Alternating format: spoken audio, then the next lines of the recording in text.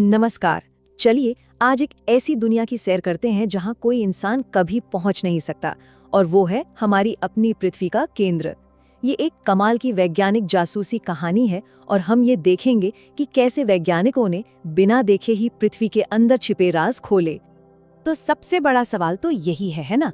अगर हम धरती के अंदर झांक ही नहीं सकते तो हमें ये कैसे पता चला कि उसके अंदर अलग अलग परतें हैं या कि उसका कोर ठोस है या तरल?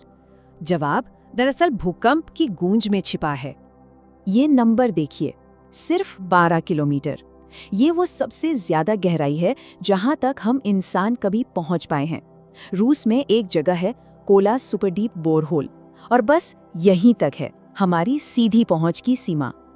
और अब ये नंबर देखिए, 6378 किलोमीटर। ये हमारी पृथ्वी का रेडियस, मतलब उसके केंद्र तक की दूरी। अब जरा दोनों नंबरों को साथ रखकर सोचिए, ये बात बिल्कुल साफ हो जाती है कि हमने तो पृथ्वी की सतह को बस हल्का सा खरोंचा ही है। तो चलिए अब जरा इसमें और गहराई से उतरते हैं और देखते हैं कि वैज्ञानिकों ने शुरुआती सुराग कैसे जुटाए। देखिए, ये समझना जरूरी है कि शुरुआत में वो सच में सिर्फ सतह को ही खरोंच पा रहे थे।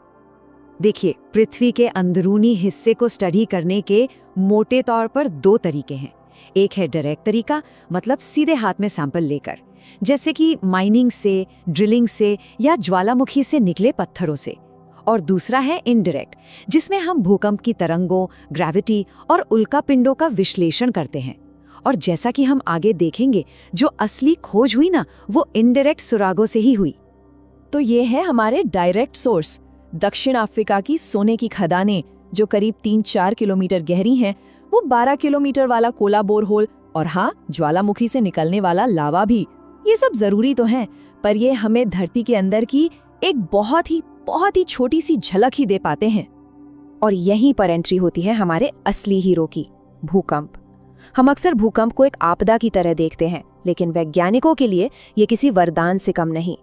ये पृथ्वी के अंदर देखने का सबसे ताकतवर जरिया है, एक तरह का प्लैनेटरी स्केल अल्ट्रासाउंड। आसान भाषा में कहें तो भूकंप का मतलब है धरती का कांपना। ये तब होता है जब जमीन के नीचे किसी एक पॉइंट से, जिसे फोकस कहते हैं, अचानक बहुत सारी एनर्जी निकलती है, और धरती की सतह पर ठीक उस पॉइंट के ऊपर जो जगह होती है उसे अधिकेंद्र यानी एपिसेंटर कहते हैं। तो जब भूकंप आता है तो दो तरह की तरंगें निकलती हैं।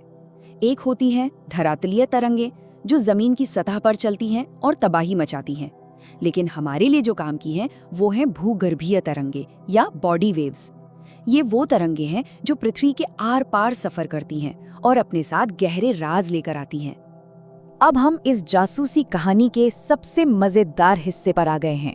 हमें इन भूगर्भीय तरंगों के संदेशों को समझना है। ये असल में दो तरह की होती हैं और उनका बर्ताव ही हमें सब कुछ बता देता है। सबसे पहले आती हैं पी वेव्स यानी प्राइमरी वेव्स। ये सबसे तेज होती हैं और साउंड वेव की तरह आगे पीछे धक्का देते हुए चलती हैं। और सबसे खास बात, ये सॉलिड, लिक्विड और गैस तीनों में से गुजर सकती हैं। ये बात याद रखिएगा। पी वेव्स के पीछे पीछे आती हैं एस वेव्स यानी सेकेंडरी वेव्स। ये थोड़ी धीमी होती हैं और चीजों को ऊपर नीचे हिलाते हुए चलती हैं, लेकिन इनकी एक बहुत बड़ी खासियत है और यही पूरी पहेली की चाबी है। एस वेव सिर्फ और सिर्फ ठोस चीजों से ही गुजर सकती हैं। ये तरल चीजों से पार नहीं जा सकती। तो ये टेबल इन दोनों के बीच के फर्क को बिल्कुल साफ कर देती है। पी वेव्स तेज हैं और सब कुछ पार कर जाती हैं, सॉलिड, लिक्विड, गैस। वहीं दूसरी तरफ एस वेव्स धीमी हैं और सबसे जरूरी बात, वो सिर्फ सॉलिड से ही गुजर सकती हैं। यही छोटा सा फर्क वैज्ञानिकों के लिए सबसे बड़ा सुराग बना। तो वैज्ञानिकों ने इस जानकारी का इस्तेमाल किया कैसे? बड़ा ही अनोखा तरीका था। उन्होंने पृथ्वी का नक्शा ये देखकर बनाया कि ये तरंगे कहाँ नहीं पहुंचती। जी हाँ, कभी-कभी किसी चीज का ना होना उसके होने से ज्यादा जानकारी देता है। इस कॉन्सेप्ट को शैडो जोन यानी छाया क्षेत्र कहते हैं। ये पृथ्वी की सतह का वो हिस्सा है जहाँ किसी खास भूकंप की तरंगे रिकॉर्ड ही नहीं हो पाती, और इन शैडो जोन्स का मिलना ही पृथ्वी के अंदर का नक्शा बनाने का सबसे बड़ा सुराग था।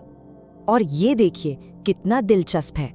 भूकंप के केंद्र से 105 डिग्री की दूरी तक तो सीस्मोग्राफ पर पी और एस दोनों तरंगे पहुंचती हैं, लेकिन 105 डिग्री के बाद खेल बदल जाता है। वहां से एक बहुत बड़ा एस वेव शैडो जोन शुरू हो जाता है।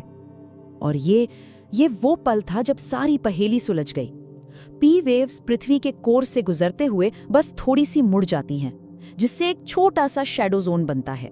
लेकिन एस वेव्स, वो 105 डिग्री के बाद पूरी तरह से गायब, ब्लॉक हो जाती हैं। और चूंकि हम जानते हैं कि एस वेव्स तरल में नहीं चल सकती, तो इसका सिर्फ एक ही मतलब हो सकता है, पृथ्वी का बाहरी कोर तरल है। ये एक जबरदस्त खोज थी।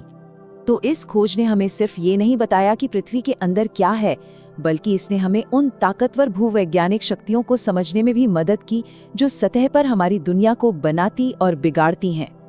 तो इसी भूकंपीय डेटा का इस्तेमाल करके वैज्ञानिकों ने पृथ्वी की परतों का ये पूरा मॉडल बनाया। सबसे ऊपर है पतली सी क्रस्ट, जिस पर हम रहते हैं। उसके नीचे है बहुत बड़ा ठोस मैंटल। फिर आता है वो लिक्विड आउटर कोर, जिसने एस वेव्स को रोका था। और एकदम बीच में जबरदस्त दबाव की वजह से एक ठोस इनर कोर है। अब हम सारी कड़ियों को जोड़ सकते हैं। मेंटल के ऊपरी हिस्से में एक थोड़ी नरम सेमी लिक्विड परत है, जिसे एस्थेनोस्फीयर कहते हैं।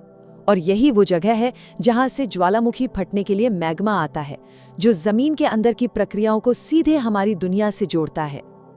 वैसे हर मैग्मा सतह तक नहीं पहुंचता। जो मैग्मा जमीन के नीचे ही ठंडा होकर जम जाता है, वो भी हमारी दुनिया को शेकिल देता है।